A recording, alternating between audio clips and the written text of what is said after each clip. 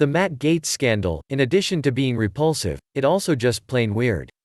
It involves everything from Gaetz being dumb enough to allegedly send digital cash in exchange for sex, to Gaetz having a cartoon villain friend who's flipped on him.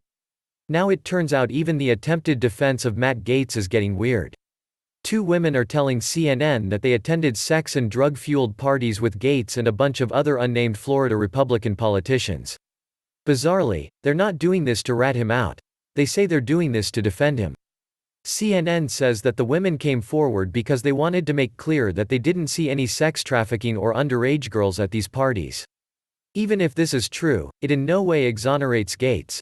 It simply means that he didn't engage in underage sex trafficking at those particular parties.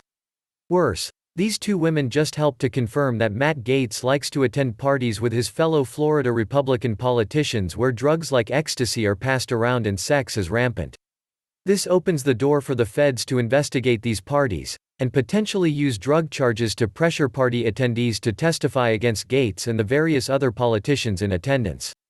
When this all started, we predicted that Matt Gaetz would end up taking a bunch of other Florida Republicans down with him, due to the nature of how federal criminal investigations tend to spiral outward from their origin point, for as wide as the evidence will go. Now it's starting to look like things are indeed on that path. We're also left to wonder if these two women came forward of their own volition, or if Matt Gaetz perhaps encouraged them to speak up and defend him like this.